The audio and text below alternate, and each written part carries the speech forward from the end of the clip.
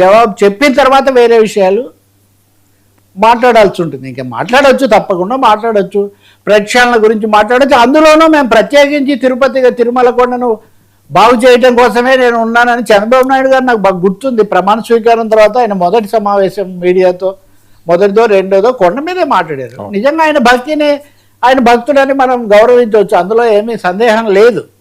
కానీ ఇది ఎందుకు జరిగింది, ఒక్క సమాధానం అన్న దీనికి ఉందా? ఈ గందరగోళానికి బాధ్యులు ఎవరు? అయిన తర్వాత ఈవో నియమించారు, సరే చైర్మన్ నియమించాక తోకేసలాట జరిగింది. కనీసం పవన్ కళ్యాణ్ అప్పుడు ఉప ముఖ్యమంత్రిగా క్షమాపణ చెప్దామని అన్నాడు. ఆయన అయితే క్షమాపణ అని ఏదో వెళ్ళి సనాతనము రాజకీయము అంతా కలిపి చేశారు. సో నెంబర్ 1, మీరు బాధ్యత తప్పించుకోలేదు. ఇది నెంబర్ 1. ఇది నెంబర్ 2, ఇది ఏఐ జనరేటెడ్ రిప్లై. దీంట్లో ఇంకెవరు ఏమీ ప్రభావం చూపించేటటువంటి అవకాశం లేదు. ఇది ఏం చెప్తుంది? Premier agri foods private limited associated with Uttarakhand based Bhole Baba milk food industries limited in manufacturer of dairy products like ghee and milk powder. Both entities involved in a 2025 CBI investigation regarding the supply of adulterated ghee to Tirumala Tirupati Devasthanam. Investigations revealed they supplied synthetic ghee made with vegetable palm oil, misrepresenting a dairy. So adulteration findings ఏమున్నాయి, etcetera ఉన్నాయి. ఇది ఎప్పుడు జరిగింది? 2022లో వచ్చింది. 2022లో ఎవరు ప్రభుత్వంలో ఉన్నారు? జగన్మోహన్ రెడ్డి గారు ఉన్నారు. 2022లో ఇది వచ్చిన తర్వాత కూడా దాన్ని ఎందుకు కొనసాగించారు? దీనికి జవాబు ఎవరు చెప్పాలి? వైఎస్ఆర్ పార్టీ వాళ్ళు, జగన్మోహన్ రెడ్డి చెప్పాలి కదా ఖచ్చితంగా. XYZ ఎవరనేది అంటే 2024 జూలై తర్వాత వాటిని మళ్ళీ తిరిగి రావడానికి కూటమి సమాధానం చెప్పాలి. కూటమి తెలుగుదేశం అంటలేదు, కూటమి. ఈ 2 సందర్భాల్లో కూడా ఉన్న వాళ్ళు బీజేపీ వాళ్ళు అప్పుడు బోర్డులో ఉన్నారు, ఇప్పుడు బోర్డులో ఉన్నారు. కాబట్టి బీజేపీ వాళ్ళు కేంద్రంలో కూడా ఉన్నారు, హిందుత్వంలో కూడా ఉన్నారు. కాబట్టి వాళ్ళు ఇంకా ఎక్కువ సమాధానం చెప్పాలి. సో వైసీపీ వాళ్ళు 2027లో వచ్చిన నివేదిక అనే దాన్ని పక్కన పెట్టి వేరేవన్నీ మాట్లాడితే ఉపయోగం లేదు. కానీ ఇందులో 2022లో వచ్చిన రిపోర్ట్లో ఎవరు అక్యూజ్డ్ లేదా ఎవరు కాట్ అంటే ప్రీమియర్ డైరీ, అంతే కదా, premier agri foods private limited కదా.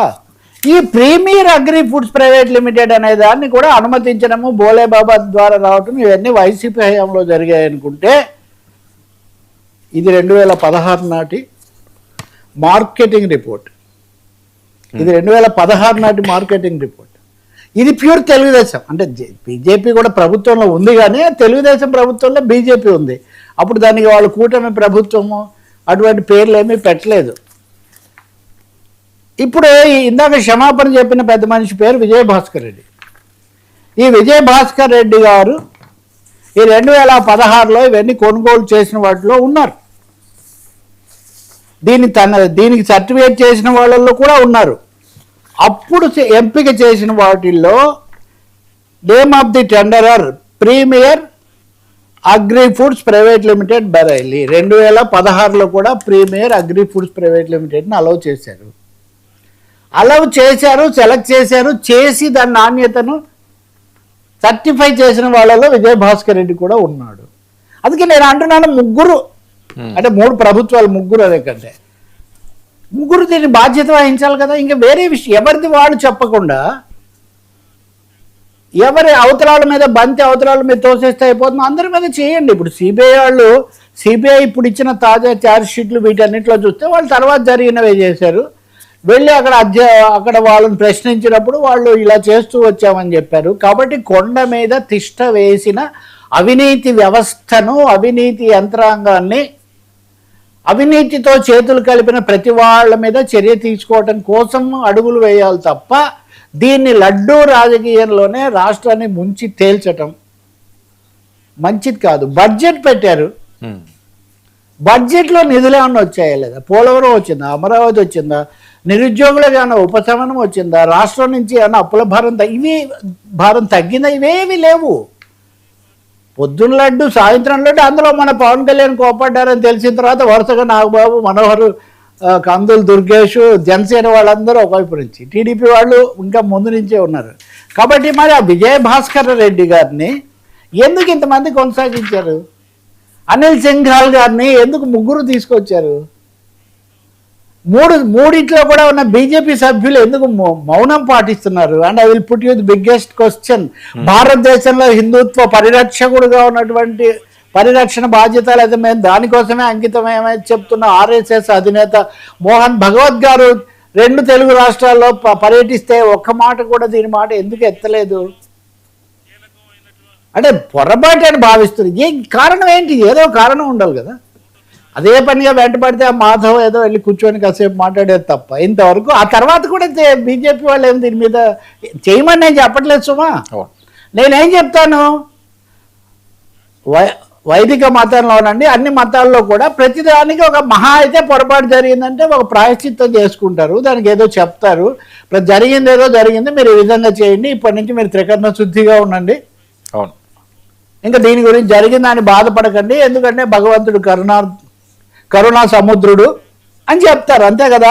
అంతేగాని దాన్నే తెచ్చి దాన్నే మతం మతం మతం అని ఇది ఎక్కడ ఎన్ని రోజులు మీరు మొదట్లో అన్నట్టుగా పోటీగా లడ్డు పోటీ సాగించడం నిజంగా చాలా బాధాకరమైన, చాలా అభ్యంతరకరమైన, హానికరమైన అని కూడా అంటాను నేను.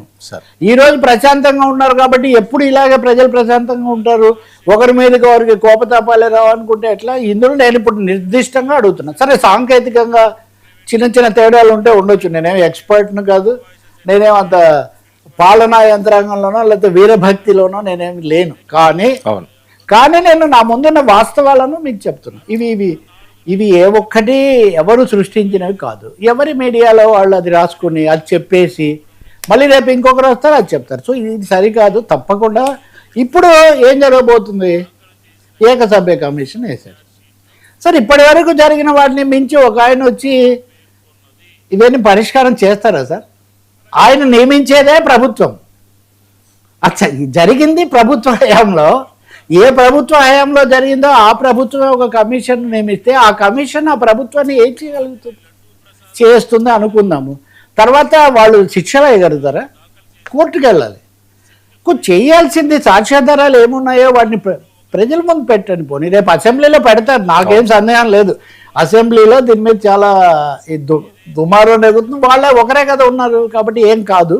అయితే ఇక్కడ ఒక ట్విస్ట్ ఏమొస్తుందంటే, మేము సుప్రీంకోర్టుకి వెళ్తామని వైఎస్ఆర్ పార్టీ జగన్మోహన్ రెడ్డి చెప్తున్నారు. అంటే ఎందుకంటే సుప్రీంకోర్టు కమిటీ వేసాక కూడా, విచారణ చేశాక కూడా మీరు మళ్ళీ కమిషన్ అంటున్నారు కాబట్టి మేము మళ్ళీ వెళ్తూ ఉంటున్నారు. అలాగే కూటమి కూడా మేము మా దగ్గర దొరికిన అదనపు సమాచారం న్యాయస్థానానికి సమర్పిస్తూ ఉంటున్నాను. అక్కడే సమర్పించండి. రోజు ఈ మీడియా యుద్ధాలు ఎందుకు? Why this media shows everywhere every day? నిజంగా చాలా బహుశా ఇప్పటికైనా కానీ మళ్ళీ ఇంక ఇది మాట్లాడిన వాళ్ళ మీద దాడి చేసి మళ్ళీ దానివల్ల పెద్ద ఉపయోగం ఏం లేదు. మూడు దశల్లో జరిగినవి నేను చూపించాను. ఈ ప్రభుత్వంలో అసలు మొదలైంది, గత ప్రభుత్వంలో జరిగింది. ఆ పర్సనల్ యాక్టర్లు వాళ్ళేనండి, సూత్రధారులు ఏం మారలా, పాత్రధారులే మారారు. కనబడని చెయ్యేదో నడుపుతోంది నాటకం అన్నట్టుగా కనబడని చెయ్యేదో తెలియదు. ఆ చెయ్యి ఢిల్లీలో ఉందా, ఆ చెయ్యి తిరుపతిలో ఉందా, ఆ చెయ్యి అమరావతిలో ఉందా, లేదా ఇంకోటి ఉందా, చెన్నైలో ఉందా, లేదా ఉత్తరాంచల్ అక్కడక్కడ డెహ్రాడూన్లో ఉందా, తెలియదు మనకు. కాబట్టి ఐ హోప్ కనీసం ఇప్పటికైనా కానీ ఇంగ్లీష్ మీడియా, నేషనల్ మీడియా హాస్యాస్పదంగా రాస్తున్నారు ఈ విషయాన్ని గురించి. మొన్న అర్నబ్ గోస్వామి గారు, సార్ ఇండిగా వచ్చినప్పుడు ఏమయ్యాడు సార్ అర్నబ్ గోస్వామి?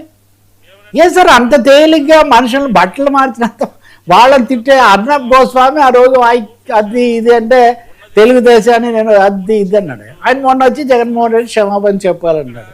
చెప్పొచ్చు, నిజంగా ఎన్నో క్షమాపణలు చెప్తుంటారు, కానీ ముగ్గురు చెప్పాలి.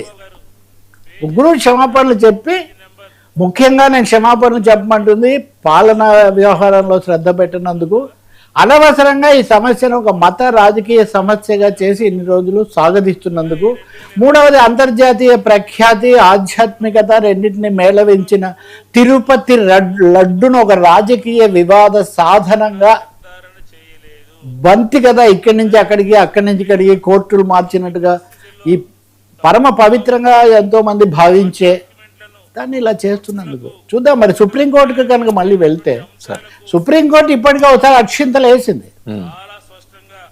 ఇప్పుడు మళ్ళీ ఎవరెవరికి అక్షింతలు వేస్తుందో దానివల్ల అయినా వీళ్ళకి ఏమైనా కనువిప్పు కలుగుతుందేమో మనం ఇంకా చూడాలి. ఒకటైతే స్పష్టం అండి, ఎవరిది ఏ మతము, ఎవరు ఏ మతాన్ని నమ్మారు అనవసరం అండి. నేను 10 సార్లు చెప్పా, భక్తులైనా సరే తప్పు చేస్తే తప్పే, అవును. కల్తీనే, ఇంకా దానికి ఏముంది. కాబట్టి okay, sir Reddy Kamma I'm adding a new dimension. అవును